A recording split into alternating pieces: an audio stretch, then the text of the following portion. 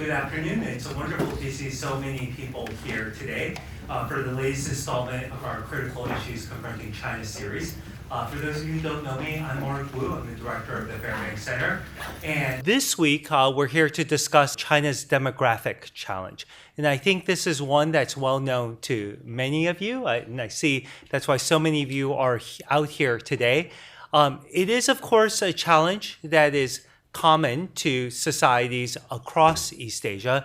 China is not the only society facing a slowing demographic, but it is also one that in the Chinese context is one that has been affected by a series of Chinese governmental policies. And in particular, I'm speaking about the one-child policy, which had such a large impact on China's demographics and continues to ripple through today. But it's, of course, also affected by other policies, including China's housing policies, China's social welfare policies, education policies, and also its hukou policies, as we think about all of the factors that tie in to the demographic issues confronting China today. And I'm delighted to say we have one of the leading experts to help us understand all of the complexities on this. Professor Feng Wang is a professor of sociology at the University of California at Irvine. His expertise is not only on China's demographics, but also the trends in global demographic change, on social inequality, on public policy, and comparative studies when it comes to population and social history. He is a 2024 Guggenheim Fellow. He's the author of several award-winning books, including his latest one, China's Age of Abundance, Origins, Ascendance, and Aftermath, which looks at the underlying forces driving China's 4-decade-long historical transformation within its society and, of course, in its demographics. Between 2010 and 2013, Professor Wang was a senior fellow at the Brookings Institution, and he also directed the Brookings Tsinghua Center for Public Policy in Beijing. We're also honored to have as our discussant today Professor Xiang Zhou, who I think is well known to many of you. He's a professor of sociology here at Harvard, and he's certainly one of our faculty members that we hold in high esteem here at the Feng Wang Center. But his affiliations run widely here at Harvard. In addition to the Feng Wang Center, he's also affiliated with the Weatherhead Center for International Studies, the Harvard Institute for Quantitative Social Sciences, and the Harvard Center for Population Development Studies. And his research broadly concerns economic inequality, mobility, contemporary Chinese society, as well as quantitative methods. So thank you both for being here with us, and please join me in extending a warm welcome to both Professor Wang and Professor Zhou.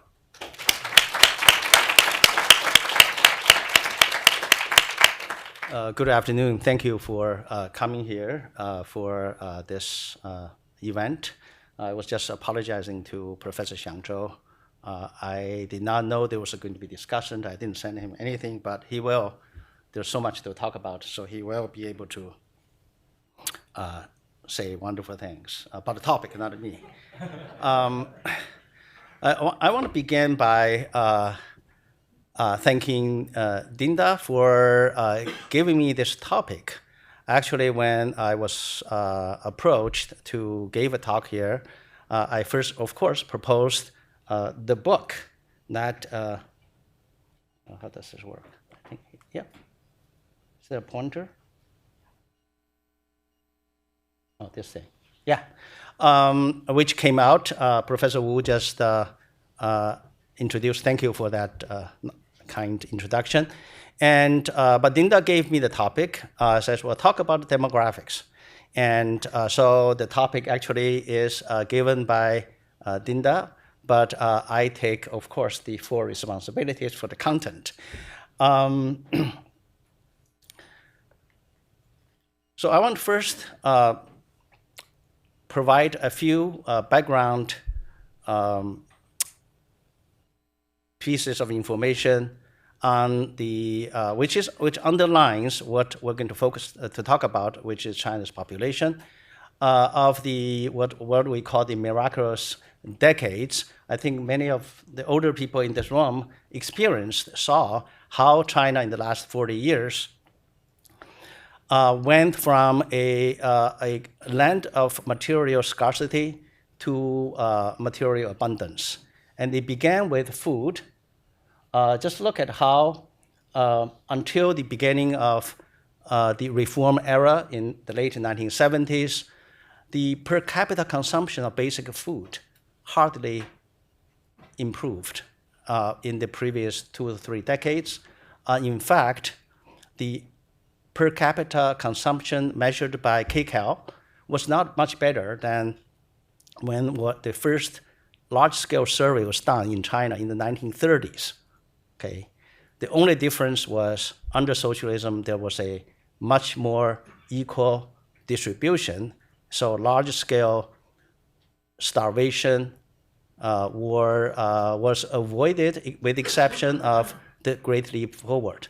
So, so we're looking at how, just in a matter of 5 years, the per capita consumption of basic diet items improved drastically. And what happened is not just Chinese people are not eating more. This has health consequences. But they are also eating new, right? Things like dairy products, right? Chinese population is 90% lactose intolerant. Now it's the largest global importer of dairy products. And then look at the pace of change. In 5 years, this is the milk production just increased by such a huge extent. And then coffee was not part of a tea drinking country population. Now China has the largest number of, well, of course, China has larger population of coffee houses, not only just number 2 in terms of Starbucks, but also its local brands. There are more Ruixing coffee shops in China now than Starbucks in the United States, right? So if I ask you, what is this solid line, and it's one of the consumption items, and then some of you may be able to just guess without even looking at the legends, right? That's alcohol, so this is the alcohol consumption, right? And then following the rapid increase in other types. The best measure of improvement in diet, in the standard of living, is the height, the average height of the population. And I just want to focus on this last comparison. In 2 decades, from 1992 to 2012, the average height of a rural girl increased by almost 8 centimeters. Okay, how do we appreciate that? At the fastest growing height increase period in history in European and countries and in Japan, the per decade increase is about 2 centimeters. So here we're looking at 4 centimeters. What's important is also look at how rapid increase for rural females in comparison to other groups, especially to urban groups.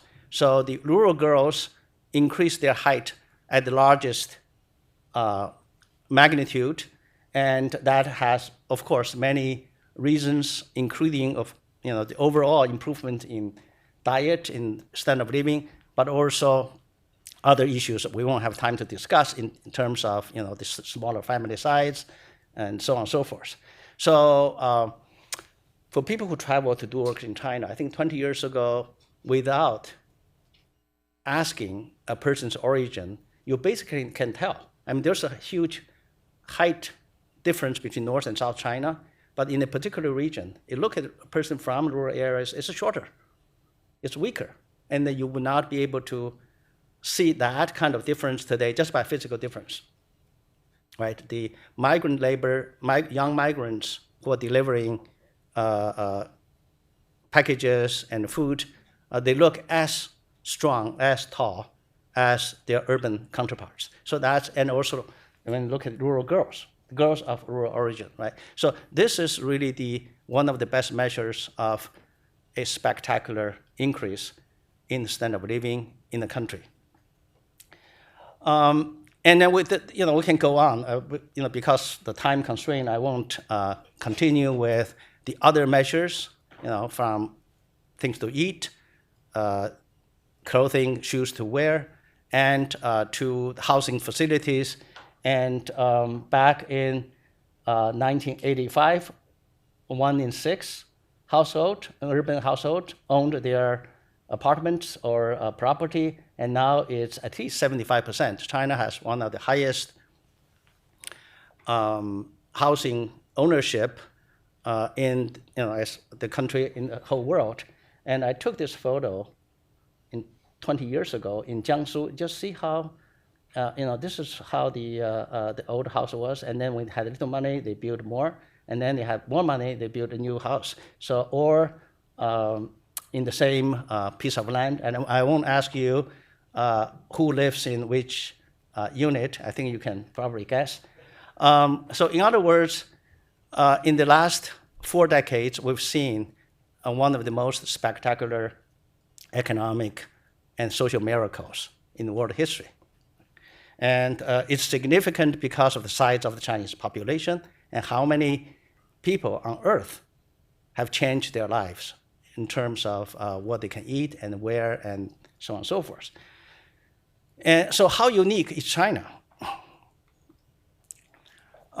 So when we look at how the standard of living measures from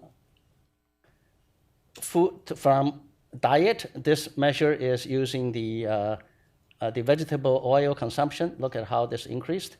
And to housing, the appliances in the household, and then to automobiles and to overseas trips. So the Chinese people followed the steps of increasing standard of living the same way that people in other societies would follow.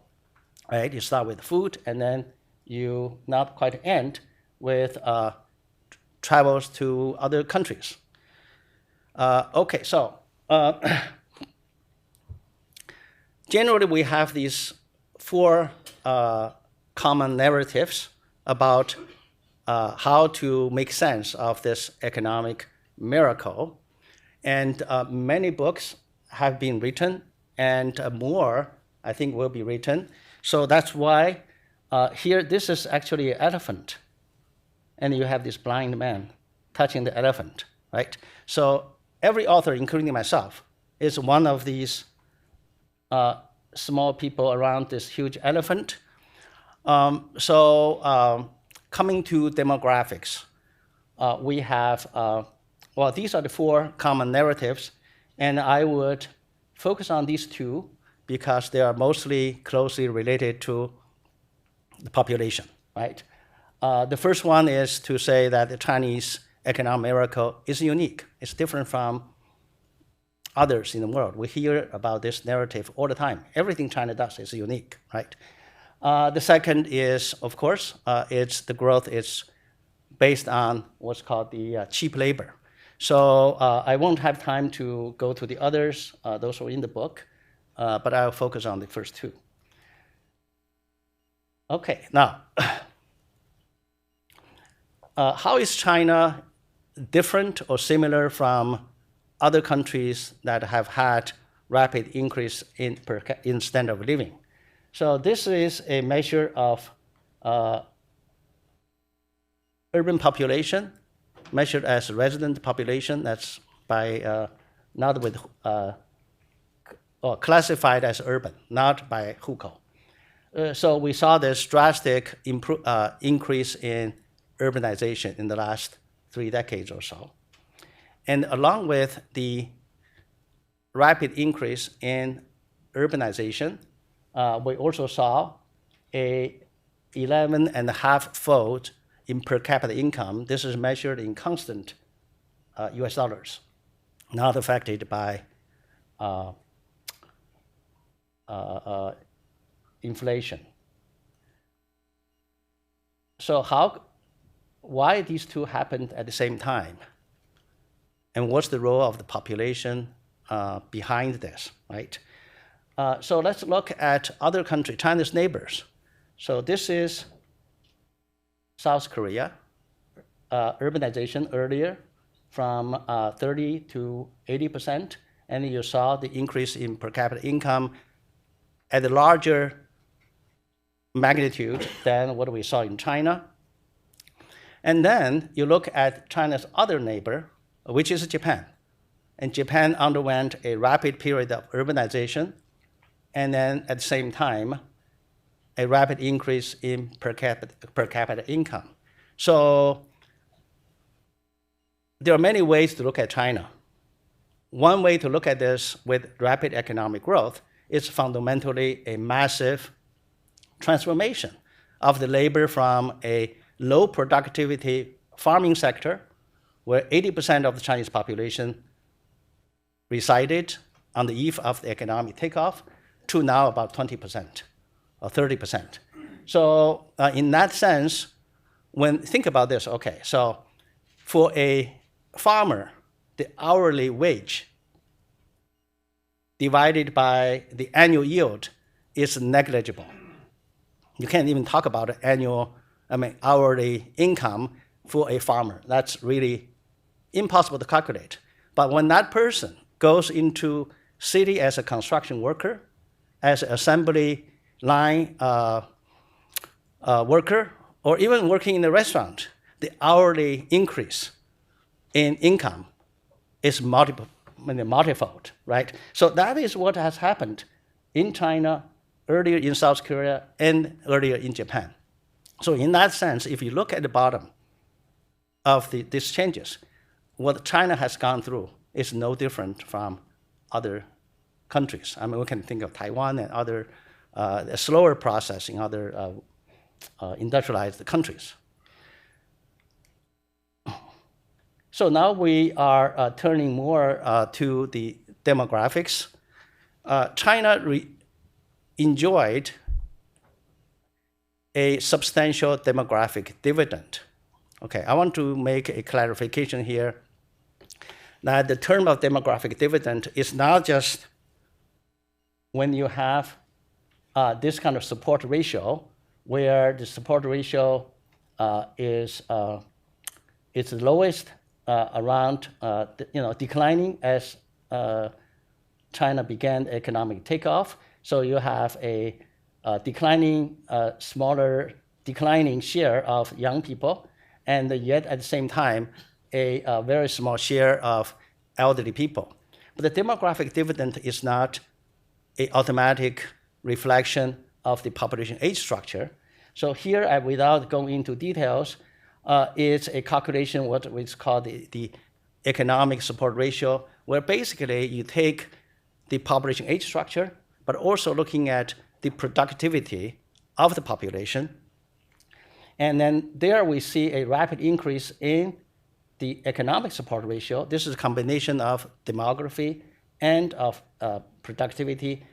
And roughly by year 2015, around that time, before this, the economic support ratio is positive. Actually, this number, without going into the technical details, it's the contribution to the per capita economic growth rate. So in other words, here we're looking at about 1% to anywhere to 2% of growth of the economy was due to this favorable demographic dividend.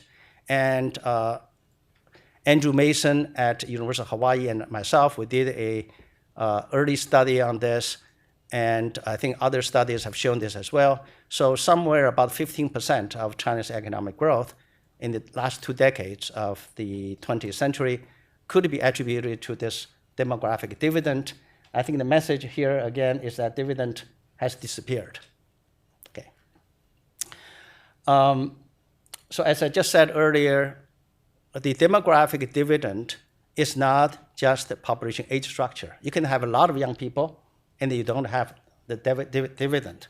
So that goes to the second question, that is how the Chinese economic boom was driven by this, what's called the cheap labor. What I think we need to pay attention to, looking at history, is that China did not just have cheap labor. China had good labor. Okay? And it was good labor that's made cheap by the household registration, the migration, the control policy. So here, these dots are all the countries in 1976 in the world from the World Bank data set. And it's the relationship between income in log form and child mortality under age 5. So the pattern is the higher the income, the lower the mortality rate.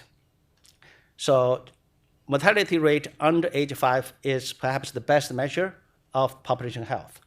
Okay? And so this is the pattern regression line of all the countries at that time. And here's China, right? So if we draw this horizontally to here, so China had in 1976 a mortality level that's at an income level that would be suggested by middle and high income country at the time. Okay, so in other words, when you look at the Chinese the per capita income back in 1976, $200 per year, it was a low income country, right, for sure. But if you look at the mortality, child mortality level, the health level, and it's an outlier, it's way below what was suggested by the income level. Okay, I won't have time to go into why this was the case. I think for people who are familiar with the Chinese history, know that this is not due to nutrition. It's mostly public health. China also had a literate population. Now, the measure here used is the enrollment of middle school of female female enrollment middle school, and again, this is income level, and you have a line here of the countries back in 1976 that higher the income level, per capita income level, the higher enrollment. And again, look at how outlier China was with such a low income level, but a education level, if you draw this to this line, and would be comparable to a middle or upper middle income country. Okay, so in other words, on the eve of China's economic takeoff, China not only had a large population, a population that's predominantly rural, but also a population that's healthier and more educated than what the income level would suggest. So this is very important. And when migrants came to cities to work on the construction site, or even to take a train, take a bus, that basic literacy is very important, right? And so what we see is that, again, to look at this argument that China had cheap labor, the labor was not just cheap. It was good labor. It's a labor that's also, I mean, for people who know China, I think everybody here has the familiarity. They work really hard. Chinese people work really hard. So,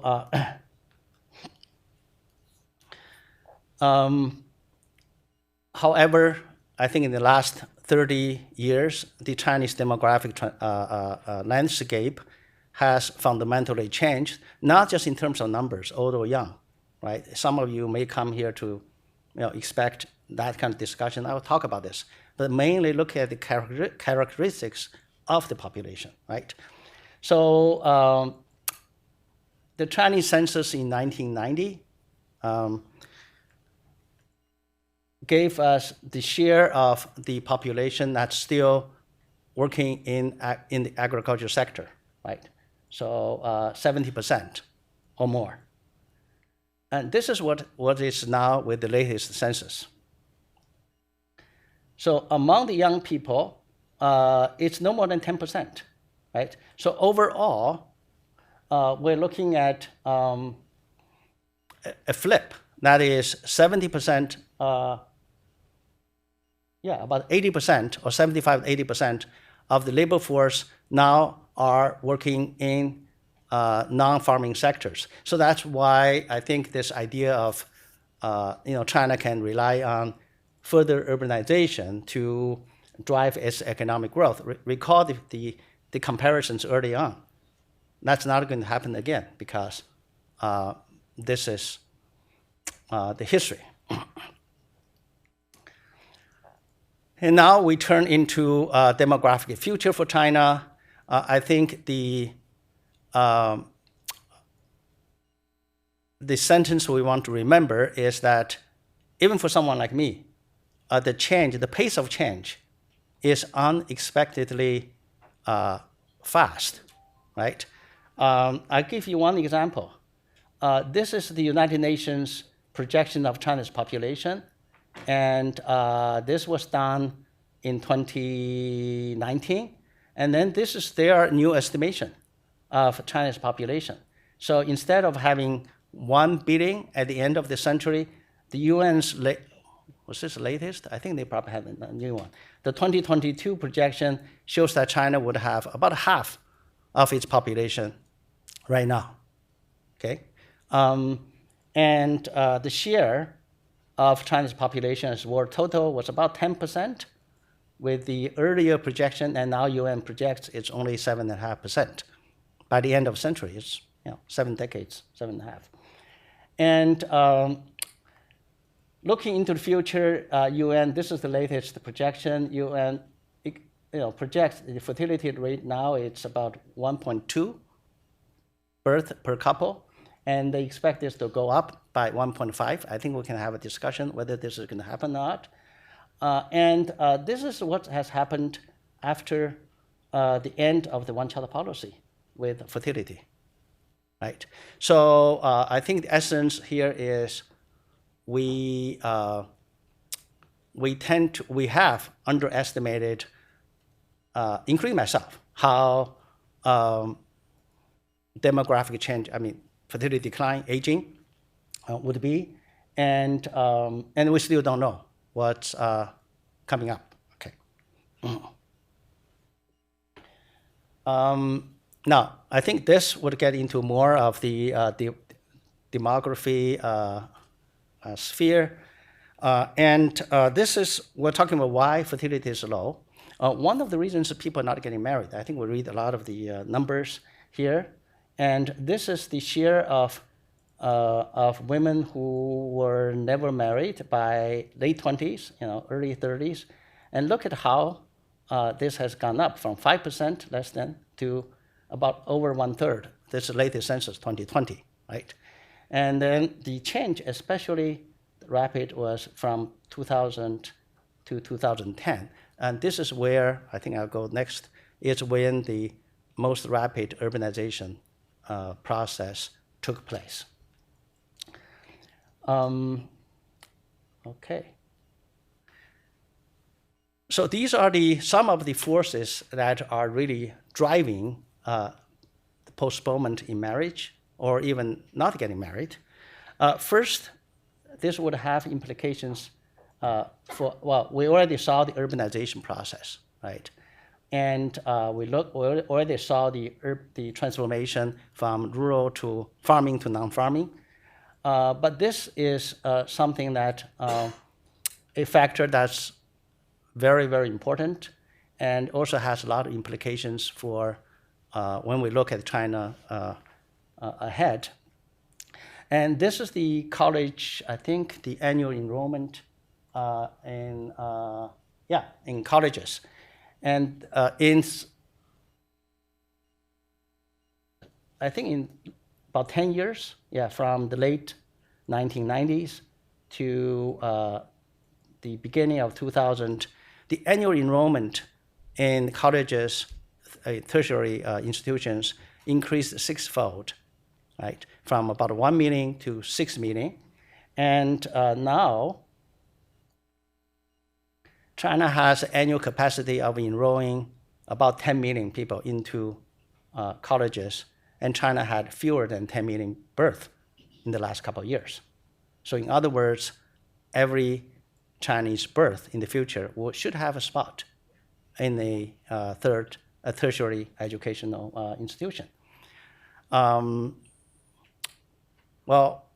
I don't need to work out with you on how increased education, college education, would have an effect on employment, on values, and on marriage, right? So what we're seeing in late marriage is only, I think it's only the beginning if you compare China to South Korea to Japan, especially to Taiwan. Taiwan is the champion of late marriage, right? I think it's something like 80% of the late young women in the late 20s were still single, never married, right? In Japan, here's the thing. In Japan, about a third, 1 in 3 among women, and then among men, it's 1 in 4. No, 40%. 2 in 5 were still single, never married, in the late 2010s in Japan, which means that a third, or to more than a third of Japanese young people would not have children. So, and China is, by looking at these numbers, is moving in that direction as well, right? So low fertility has a number of reasons. One of them is marriage. And we have some evidence to show this. This, again, I think it's from the 2020 census, yeah. And this is the share of women unmarried by educational attainment, and this is for college and the plus, right? So look at every age group is the more educated. And that is the opposite here for men. The unmarried is the highest, in late 30s. These are men who would never get married. I think this is the story about the surplus man, right? The poor man who would not find a wife. Okay, looking ahead, here I would like to share with you a number of implications of demographic changes, not just on low birth rate, fast aging, but the demographics that are have more economic and social implications. The first is China's unfinished urbanization. So just a while ago, I talked about how the urbanization seemed to have finished, that there's no more large, untapped surplus labor in the countryside to come into the cities. But China faces this historical legacy, which is China, what I call, has 3 urbanizations, not just one. The middle one is the one we saw earlier, is the residential population by government statistics. Now I think it's over 65%. And the top one is what I call the economic urbanization, which is the share of population that's in non-farming, right? So if you look at this, you don't actually, the urbanization level implied by labor force type of activities, you don't have that many people left. However, I think the largest challenge is the difference between the last two. The bottom line is the share of the population with a local household registration, right, with the hukou in the place of residence. And that's under 50%. The difference between these two, it's at 2020 is 260 million people. Okay, so that is 18%, right? Over 18%. And then the majority of these migrants who do not have a local hukou are in places with 5 million or more. So China has been undergoing a serious reforms in household registration system. And right now, the barrier is still for cities over 5 million or more, it's harder to get in. It's for smaller cities, you can actually have your household registration changed relatively easily. Now, some large cities now are opening up, but the largest ones, Shanghai, Beijing, Shenzhen, Guangzhou, okay, are still having the most restrictive household policies for giving migrant population hukou. So the policies are getting looser, but the large share of these migrants are still in large cities. So here, this is why this is so difficult. Okay, 50% of Chinese government revenue come from local governments. So 50% central government, 50% local governments.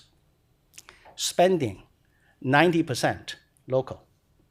So if Shanghai wants to open up to more migrants, the Shanghai government needs to put up with the funds for healthcare and for schooling, for everything else. And that is why, and we all hear about debt crisis, local government debt.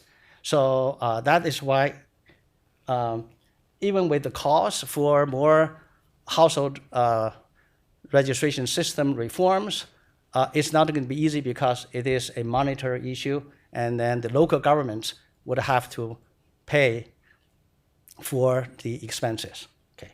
So in other words, China faces an unfinished urbanization, mostly because of the legacy of the hukou system.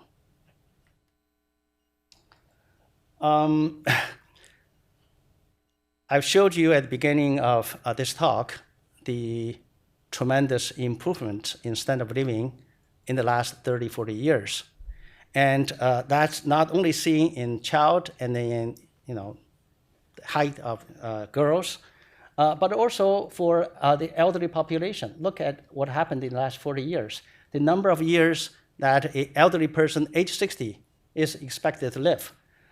It was, right, so I think this is what, over, about 10 years of increase at age 60, right?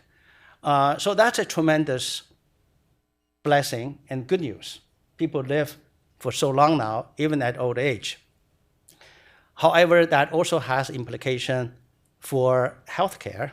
That is, if you look at the cost of death change from 1990 to 2020, it moved, the cost of death, the composition in China, moved from about 40% of the non-communicable diseases or chronic diseases, from 40% to 70%. So this composition is very similar to what we see in advanced industrialized countries, which has tremendous implications because these are not diseases that you can get rid of with simple immunization, low-cost immunization, right? And they are or by antibiotics. And so these would have long-term and very expensive costs associated with the healthcare as China moves forward. So we see both the very good news, that is the improvement in population health at all ages, and also a new disease profile, which requires a different healthcare setup and also expenditure. And again, I want to come back to this question of urban-rural divide. And 70% of the population now are classified as urban. But we're still seeing, this is from the 2020 census, two worlds when it comes to old age support. The urban population, the majority of them could, let me see which one is, right, this is urban population. The orange share is the ones reported relying on pension as the main source of income, and that's the part for the rural population. in the Lianghui, just finished not too long ago, this month, some delegates called for increasing the level of pension for the rural population, rural elderly. Remember, overall, China has 30% of the population still classified as rural, but among elderly population, the share is much higher. Okay, and I think the ratio between urban and the rural pension, something is like 20, 30 times, right? So there are calls to increase spending for rural population elderly support, also as a way to stimulate consumption, to alleviate the pressure on the migrants, on their children. It's a very good idea, but again, bear in mind of the overall fiscal pressure the government faces, which I will turn to.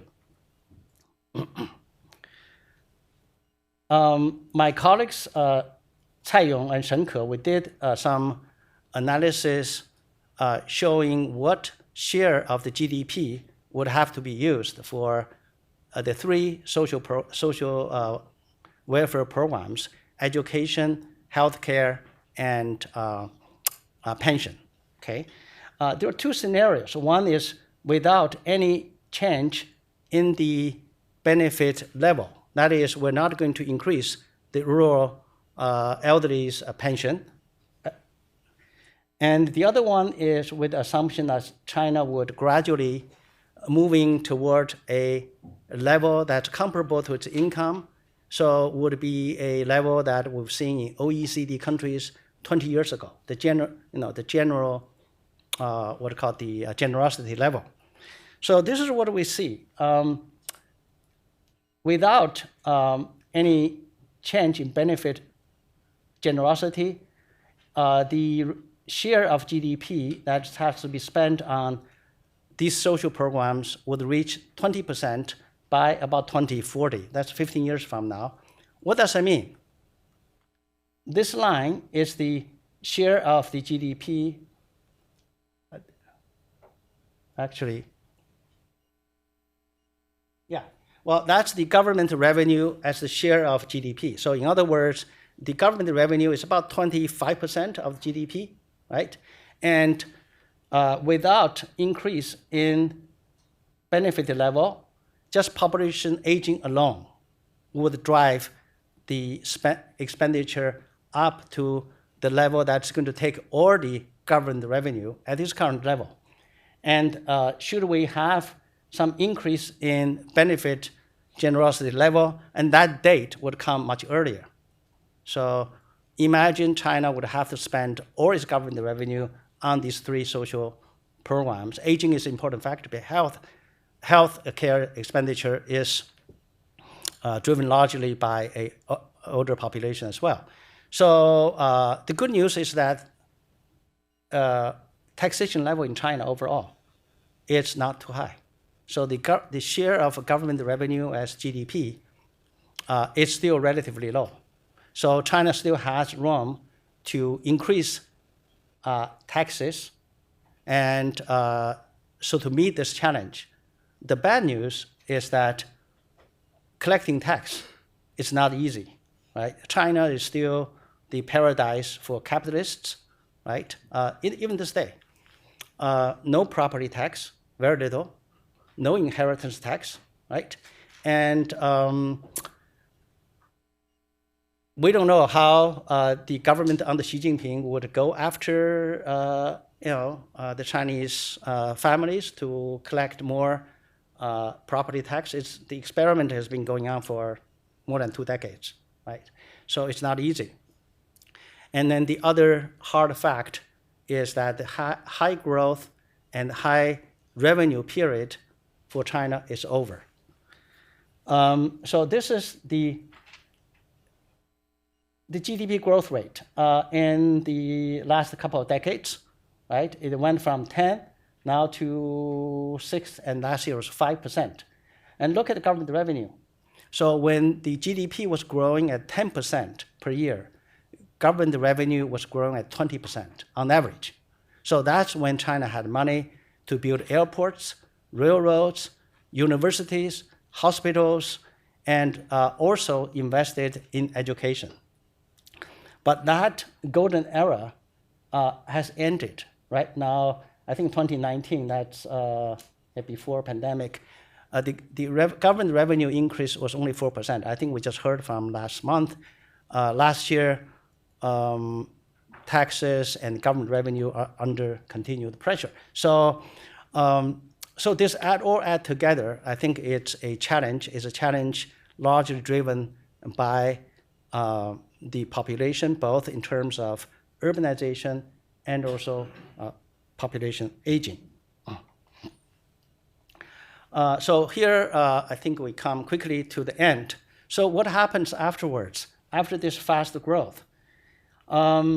There are gravitational forces for slow growth after rapid growth, declining return to capital investment, and expenditure in social benefits, right? So these are forces that are present in all other societies, and China cannot be said to have the ability to escape these slow growth forces, right?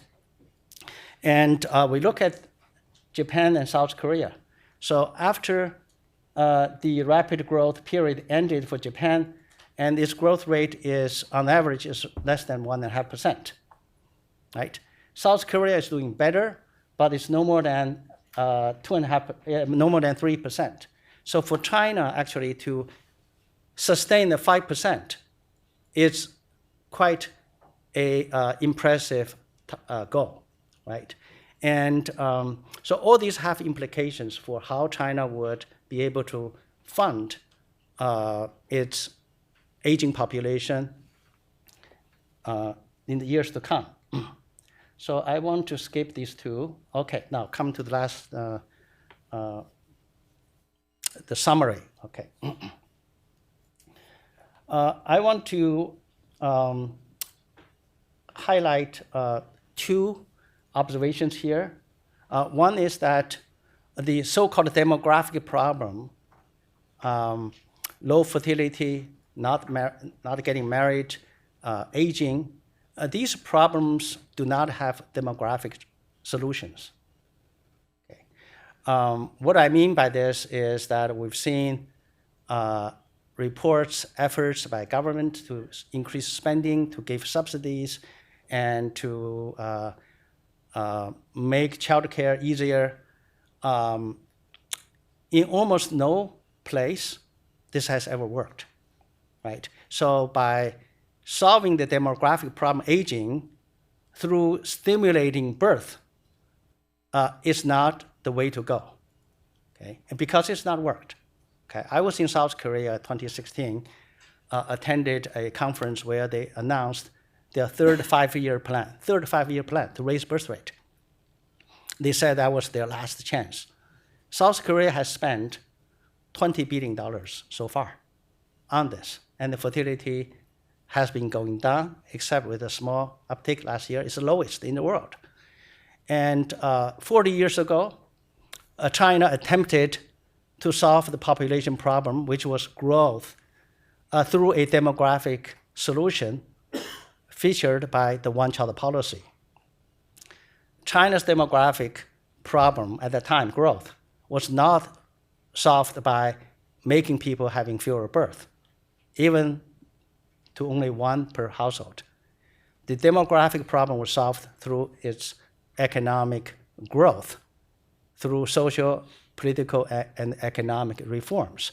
So the surplus population, the growing population, had this great opportunity to change their lives, right? So, so that's one thing I think I want to emphasize. And then the other one is that there is still this elephant in the room I have not talked about since time is up, which is China with its 3.5 decades one-child policy, produced over 100 million families, more than 1 in 3, with only one child. And then the full consequences of the one-child policy are only beginning to unfold. So we saw the tremendous costs paid during the enforcement of the policy, but to what extent these only children would face when their parents get really old, not just in the 60s, 70s, but 80s and 90s, and what kind of society China would be at that time is a question that we will all be looking for answers, right? And I think with that, I should end this presentation. Thank you.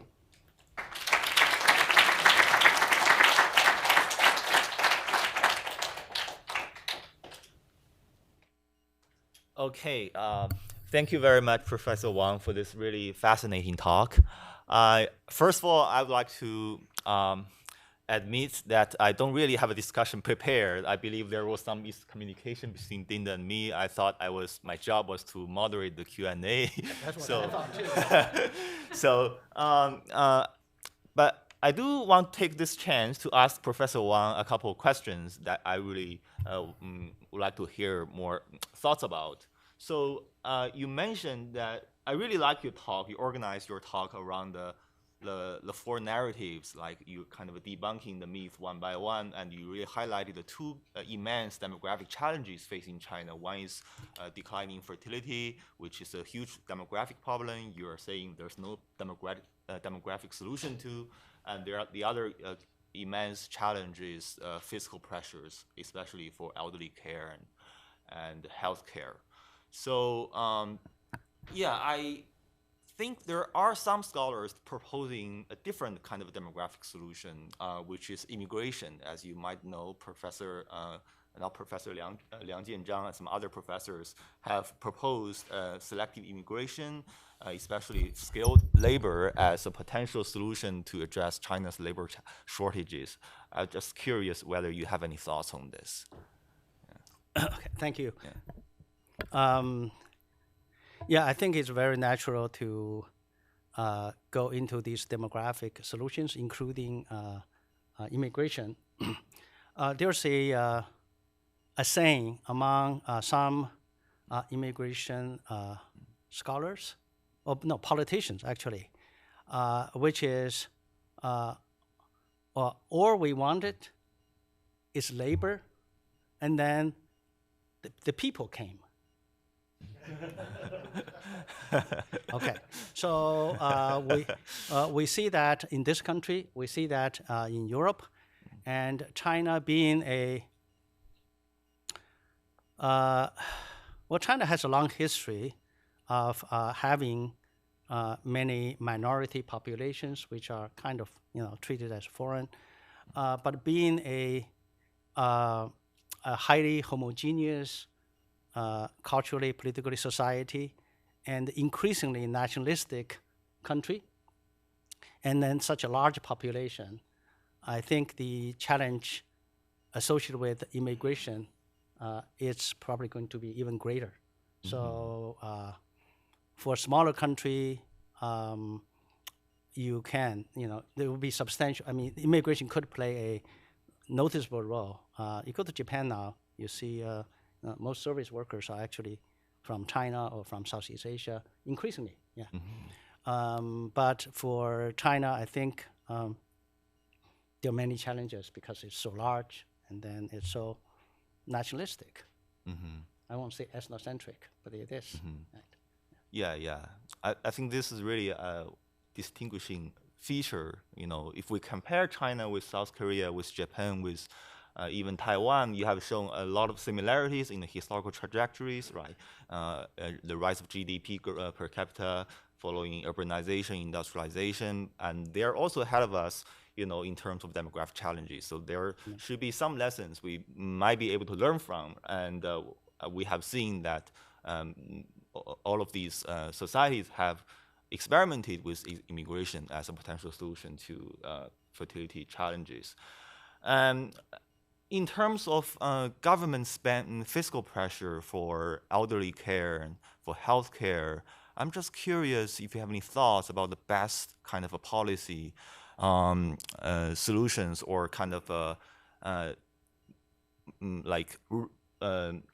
measures to raise tax revenues, like property taxes, or if you look at China's pension system, it's also pretty fragmented. If you look at the U.S., we have like a multi-layered pension system. There's a 401k, there's a IRA, very privatized, right? A lot of investments in the stock markets. But the China's system seems to be more primitive. So do you think China should emulate, say, the U.S. in reforming this kind of the pension system to just enhance social welfare, especially for the elderly? I think that's another. It's a great area, and again, I think the issue, the challenges here are deeply political, and because I'm not in any position to make suggestions for the government, but it seems to be a no-brainer for China to have a nationwide social security system, like most other high-income societies have, like the United States has a social security system that's nationwide, so that would not. What first would be more equalized, and secondly would allow people to move around more easily. But that idea, I think, is deeply challenging for I would say, Chinese policymakers because, largely because of the slowing down in the economic growth, and then the government revenue issue, right? China had the opportunity earlier, a decade and a half ago, when the revenue was growing at 20% per year, to do more. I mean, China did a lot, implemented compulsory education, ended agriculture taxes, and also began what we saw now, a modest elderly pension system in rural areas, but that's far from enough. Right. But right now, you cannot lower the level of the people who are receiving high pensions, but if you increase the people at the bottom, where does the money come from, right? So, I mean, they could, again, this is going too detailed. They could, for instance, consider like what you just said, a two-tier system. That is to allow those with higher pension to keep a segment of that as their, owed promised benefit, but to take part of that, to move that into a nationwide social security scheme, right? So that should be the first thing that China should do, and I don't know whether that's actually not even discussed that much. Right. In my mind. Yeah, the basic social security system. Right, that's no-brainer for a country, right? Yeah, they can't. I mean, if they were going to really integrate the population, like we talk about urban-rural divide, and the first thing to do is to have a nationwide, a social security system just provide a bottom. Right. But that's hard. That's very challenging. Yeah. Right. Okay. Since we don't have a lot of time left, I think we should, open the floor for questions. Yeah. Go ahead. Yeah. Thank you very much for your talk, Professor Wang. Andrew Erickson, visiting scholar at the Fairbanks Center, professor at the Naval War College. If I understood you correctly, you said in describing one of the earlier slides that even if generosity of benefits were held neutral, by some year it would come to consume the entirety of the amount of current government spending. What year was that? Have you written further on this? I find this extremely important, and I'd love to understand the calculations better. Of course. sent me email. It was published in a journal called Population Development Review. I sent you the article. Yeah. Hi, thank you. Thank you so much, Professor, for your talk. My name is Siwu. I'm a PhD candidate in political science at Boston University. So I have two questions. The first one is on your comment on how China's economic boom was driven by the cheap labor. I'm very interested in whether you have thought about the gender aspect to this question, like throughout the economic reform, perhaps women take certain sector of the jobs, whereas men take the others. And as most people know, China's one-child policy is actually one of the most gendered policies enacted in the history of the country because it created a whole generation of singleton girls. So I'm wondering if you can, your perspective on this.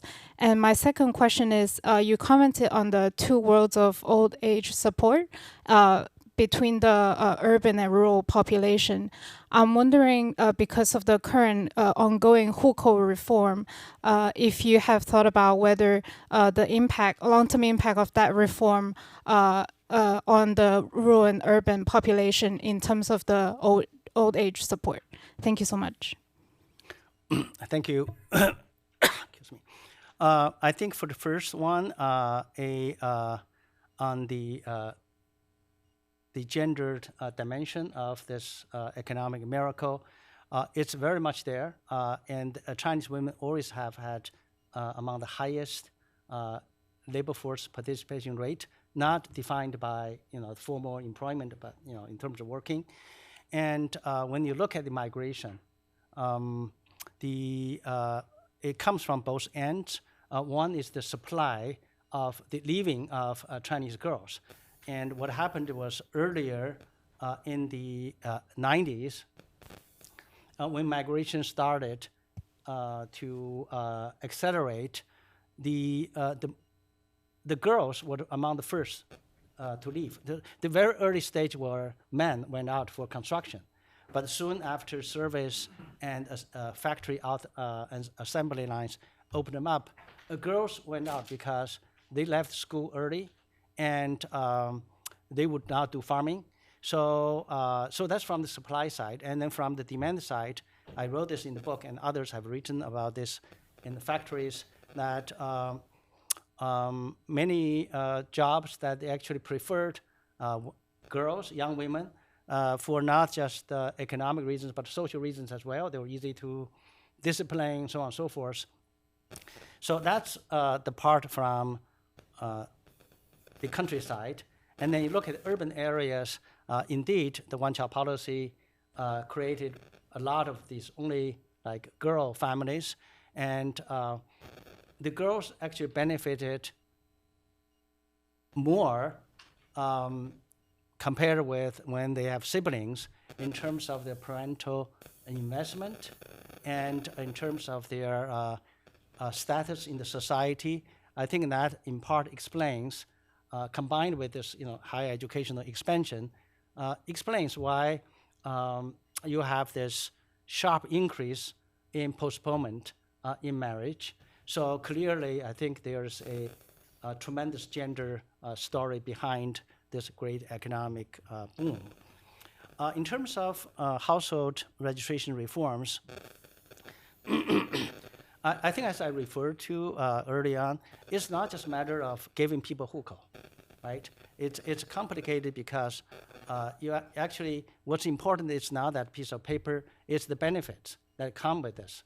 Now, in terms of education, I think migrant families, their children can receive education, but not in higher education, not college entrance exams, right? And then in terms of pension, the difference in the pension between Shanghai and Kaifeng and a smaller city, Anqing in Anhui province, for instance, is enormous, even they're all urban, right? So again, the challenge is where the money comes from. Right? It's the Chinese fiscal arrangement, that system. Tom Palmer, a former journalist. UC Irvine is a gorgeous campus, I just want to say. My question is very basic. How is the level of a family's pension determined?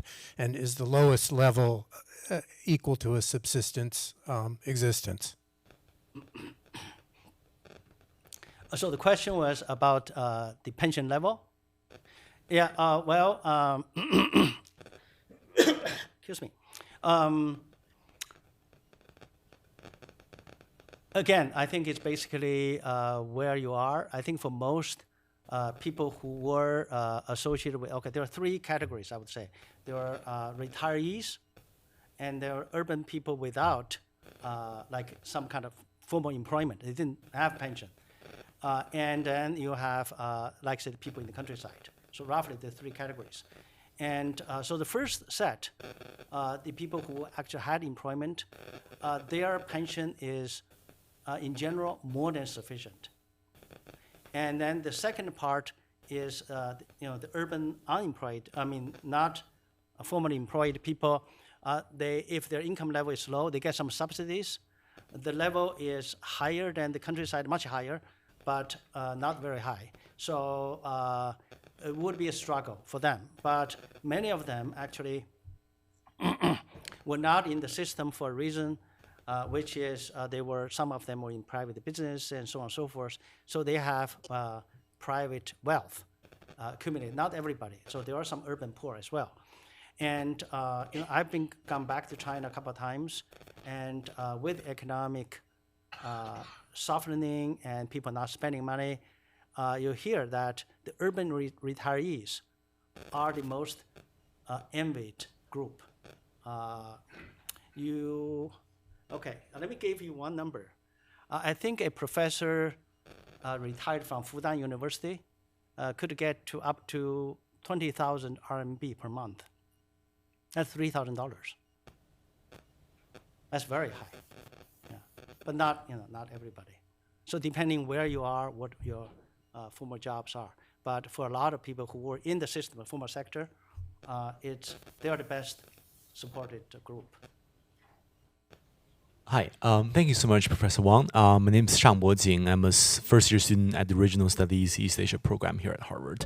So my question is related to how exactly can we boost China's birth rate.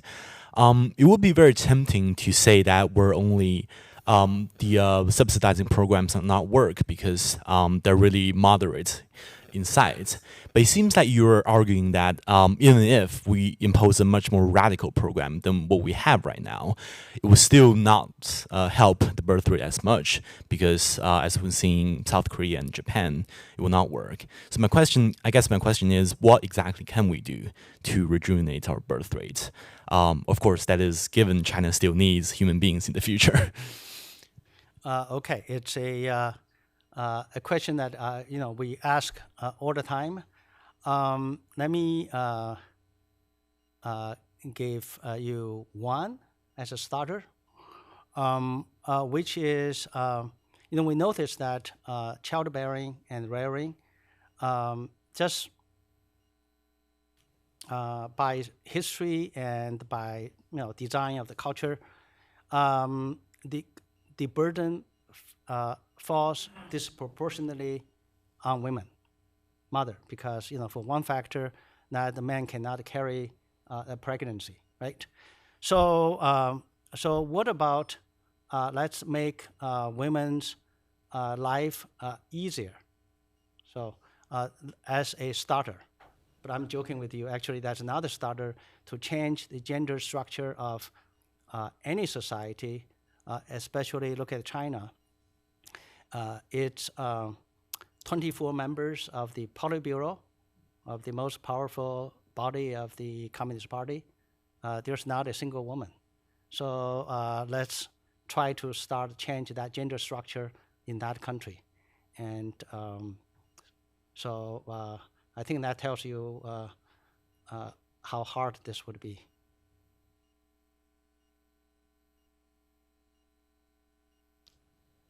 No, I'm not saying it's hopeless. I'm not saying that in the absence of this, we shouldn't do other things to make people's life easier. Child care, right? urban people, the thing is, I live in Irvine, not far from Los Angeles, but Los Angeles or big cities, everywhere in the world, that's where the jobs are. And how could you have childcare in a big city when people commute often, work, right? Do you take your kids to work? And then for the Chinese cases, can you, in big cities where housing price is so high, can you bring your parents? Most of them can't. So think about, it's just, it's raising a child. It's just, there are all sorts of costs. So childcare, for instance, is one of the starting points as well, right? Yeah. Thank you very much, Professor Wang. My name is Huiying You. I am a business consultant. Most of my clients are manufacturing area. So I have a very practical question, because one of their challenges now they are facing is labor. The skilled labor, like age from 35 to 45, they are leaving. They just come back to their hometown, but they have so many intelligence produce line 智能生产线, and they want to attract young people to work with them. But the old image, the factory old image, and the lower salaries cannot attract them. So my clients, they are working so hard to want to change this situation. What's your opinion or suggestions to them from strategically? Thank you. Excuse me. Thank you for raising that question. Actually, I made a important omission in my talk earlier. It seemed to be all bad news, but it's not all bad news, because China has, I think actually at the last slide, China has the healthiest and most educated population in its history, right? And I don't want to go to this automatic answer to say, technology, AI, but the educated young Chinese population it can be much more productive. I was in the Kunshan Industrial Park a year and a half ago. Was very impressed by seeing how many companies were producing all sorts of robots there. And I saw in one huge warehouse, the factory produces robots for shelving. And it was just I even have photos. Just like two persons, but they have to be able to use computer to control the robots and then to monitor. And previously, the warehouse would require 24 people just pushing the cars to shelving. And now with robots and with these highly educated workers, two persons can do a 24-person job. So China has turned into the manufacturing center of the world.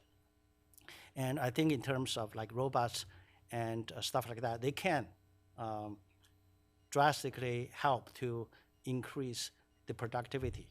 So that is, the good news. And also Chinese, the elderly population, the retirement age was awfully early, 55 for women, 60 for men, and now they finally started to increase the retirement age gradually, which is a sensible thing to do, because if you look at the health level, a person age 60 now can live 10 more years than 30 years ago, 40 years ago. So there are specific, I think, bright spots, potential for these demands. But still, I think when it comes to taking parents to the hospital, when the parents expect to have certain emotional and social interaction with their children, and I doubt robots would be able to, AI would be able to replace those. So there are, challenges, but there are bright spots which I neglect to talk about. Yeah.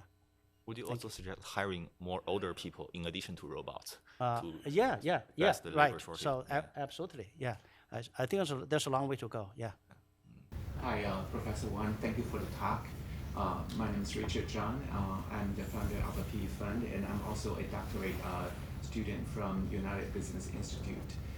My question is, from listening to the lecture, it seems to me that there's a social and psychological issue towards the new generation. So their unwillingness to participate. For example, like in some top cities, even like in Shanghai, a lot younger generation, they inherit quite a lot of wealth. So the problem is not about the wealth. It's not about the social benefits. They've already got a lot. For example, like 2 families and only 1 grandchildren. So they inherit quite a lot of houses from their parents and grandparents. Of course, on one hand, they're facing future supporting issues with all of those parents and grandparents due to the longer life expectancy. On the other hand, the current issue, a more serious one, is those younger generation, they're not willing to go out to work, to participate. They prefer to stay home. And also, given the fact actually there's not so many employment opportunities outside. So they don't mind staying at home doing nothing. So that might be a very serious issue. So how do you address that, and what's your perspective? Great question. I would say luck, because let me explain why. In the last 40 years, especially I think in the last 30 years, last 20 years, since 2000, there's so much household wealth generated, you're right. And with this particular demographic setup, that is, you have 2 urban families with each with only 1 child, and they would inherit property, wealth from both sides of the parents.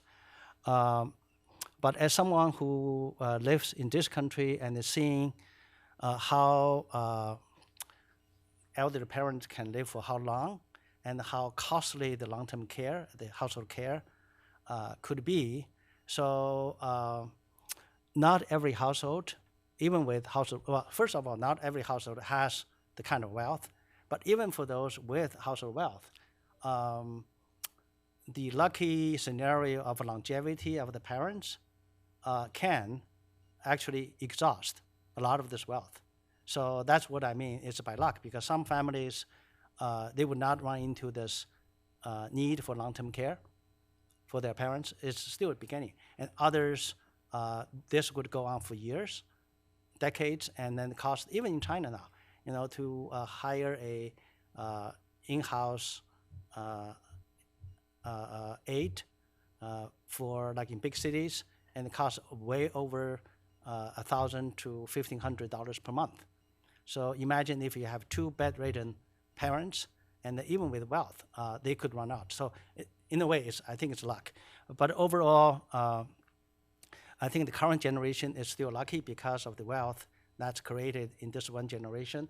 We saw this in Korea, in Japan. They all started to send their children overseas, and that has stopped because the parents now, they don't have the extra wealth, right? So I think on the one hand, the wealth that's accumulated could buffer a lot of this elderly support need. But on the other hand, I would say still many families could be left out because of this thing called luck. Yeah, we are running out of time, so we don't have time to accommodate more questions. Thank you very much, Professor Wang, for the brilliant talk and for the very thoughtful responses to questions. Hopefully, we'll have chance to reconnect in the near future. Thank you.